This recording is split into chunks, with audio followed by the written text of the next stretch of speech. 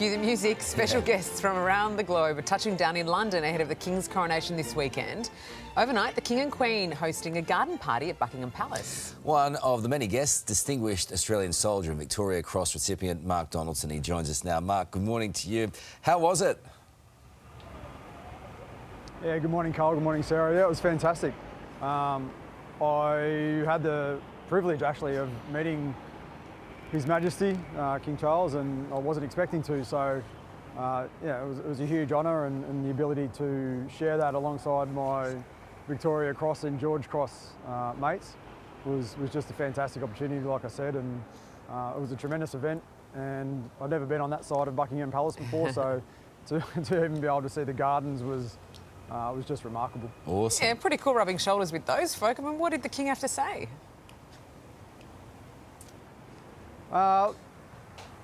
Credit given where credit's due is he knew exactly who I was and my story, so we just spoke a little bit about that, and he was really, really thankful for all service personnel and was really, really grateful that you know, people in the Defence Force do what they do, and you know, it was a real honour to be able to share that moment with him. Well, we're grateful as well for your service, my friend. I know you're familiar with my sense of humour, however lame it is, but Lionel Richie was there. Did you say hello? I missed that opportunity. I knew I would have done a few of that. Gee, it was an all-star cast. Did you have a chat with anyone else?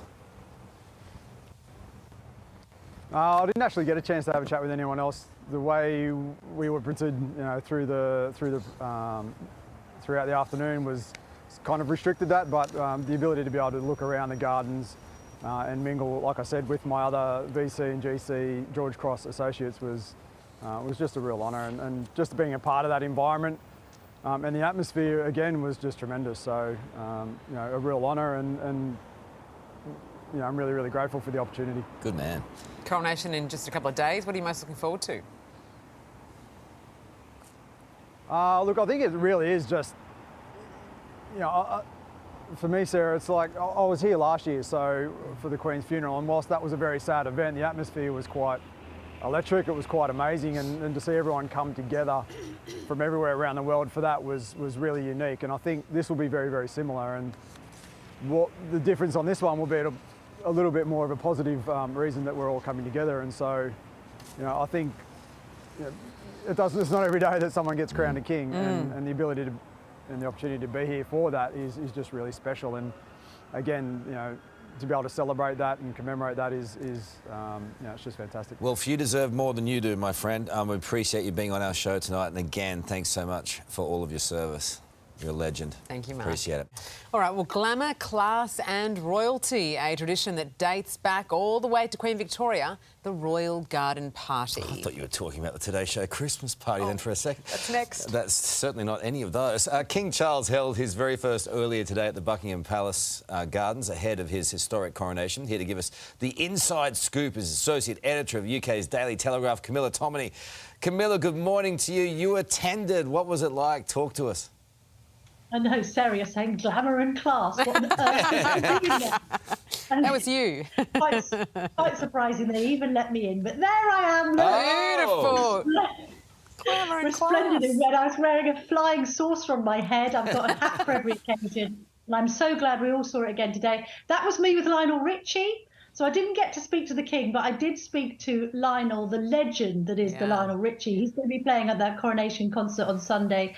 He was talking about his excitement at performing at Windsor Castle, because obviously it's going to be a bit of a one-off with this unique stage set up at a very interesting vista for the whole of that historic site.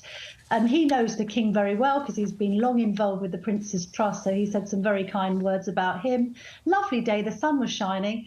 Trouble is, guys, the weather's not looking great for Saturday. Do you know what? Just stay on the positive. I would have absolutely melted if I met Lionel Richie. I just wonder if you managed to catch up with him and say, hello, is it me you're looking for? Did you? I said, say you, say me with you. Yeah, exactly. And you imagine? I'm dancing on the ceiling. I'm sure he's heard it all before. Yeah, no, I know, but it's so good. You've got to run those lines out. How was the King? Was he pretty relaxed? He was looking really relaxed, actually. Very, very smiley. Spent a lot of time meeting and greeting. Queen Consort also there. She took one side of that crowd. He took the other. They were also joined by the, as they're now known, Duke and Duchess of Edinburgh, formerly Edward and Sophie, the Earl and Countess of Wessex. They were also working the crowd. There's Lionel. Very, very glamorous girlfriend he had. They were both colour coordinated, saying how happy they were to be in Britain and to be part of the celebrations. I mean, there were thousands of people there, guys, and they managed to get through quite a few of them. There was a lot of pressing of flesh, but you can see him there. He was laughing. If they've got any nerves in the run-up to the big day on Saturday, they certainly weren't showing them. Well, I mean, there will be some nerves, and there are big plans, obviously, with the coronation. You'd mentioned the weather. What kind of impact will that have? Well, it did rain in 1953, so there's precedent for it. Also, it's England, so what do you expect? They've been rehearsing frantically. So we saw the Prince and Princess of Wales today with the children at Westminster Abbey. They've obviously gone in there. Now, previous to this, because they didn't want to close down the Abbey for months and months, because at the end of the day, it's a tourist attraction and needs to remain open, they've created a makeshift stage inside Buckingham Palace upon which to practice all of these different moves that are going to take place over the course of what we think will be a 2-hour ceremony on Saturday. You can see there pictures of the gold state coach at last being seen again on the streets of London. All of the military that are going to be involved, and that's 7,000 troops, imagine it, all practiced it on Tuesday night our time. So that was something that people have already started camping out for. Would you believe the tents have already been erected? So some people are going to be sleeping out for a coveted glimpse of the main procession, well, from yesterday until Saturday, would you believe? Wow. Well, I hope it pours down and ruins Kochie's broadcast. That's all I can say. Absolutely rains it out. Thank you so much, Camilla. See you soon. With just days until the King and Queen's coronation, it's been revealed how Aussies really feel about the royal family. Today, reporter Gabrielle Boyle is in the studio with more. Gabby, good morning. King Charles has actually gained popularity. That is right, Brooke. Good morning to you. The latest royal poll numbers have revealed just over half of Aussies approve of King Charles, up from 43% in 2021. And the lady by his side, Queen Camilla, is even less popular, with just 35% approval. Only daughter of the late Queen, Princess Anne, also divided the polls with 59%.